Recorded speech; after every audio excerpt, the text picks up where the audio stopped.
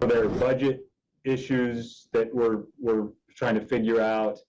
Oil and gas job count is about half what it was 10 years ago. It's up a little bit because Willow and Pica have those are big new projects, but still we're way below where we were a decade ago.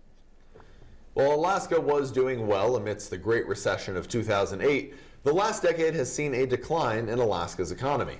But what awaits the economy of the last frontier's future?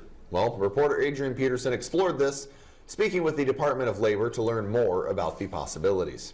I think the big question is just, and it has been for about a decade, how we adjust to not having as much oil-related revenue as we got used to from really the early 80s through early part of the 2010s. As oil and other exports see declining demand, the state of Alaska is pondering a new possible identity and new ways to ensure a strong economy for future generations. Robinson explained that Alaska's economic history can be thought of in 3 phases. Phase 1 was pre-oil, including everything from trapping to military increases and, of course, gold. Phase 2 was the oil boom, and it's where we currently operate. Phase 3 is what comes next. As to what this is, however, remains unclear, but the military could play a bigger role moving forward. Well, hard to say, but I'm glad the military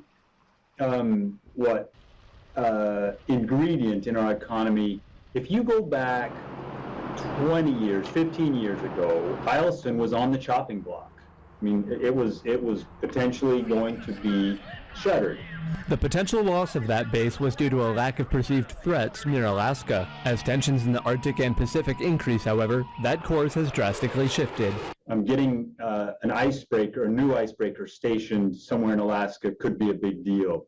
So as an economic force, the military and government, especially the military, it's going to be at worst stable and at best growing. Icebreakers also play into another distant possibility of new trade routes opening over the North American continent. This could bolster Alaska's position as a refueling hub for transit, another economic factor that once brought concern to the 49th state. There was some concern, 10 years or so ago, that the new long-range planes would make it so you didn't have to stop in Anchorage anymore. That didn't happen. If shipping lanes open in the Arctic Ocean, Alaska could become a refueling point for those ships as well. One concern about downturn does come from growing tensions in the region, however, which could disrupt shipping. As to what will happen for the economy of Alaska remains hard to predict, but further population loss does look likely for the coming decades. This is Adrian Peterson reporting for News Center Fairbanks.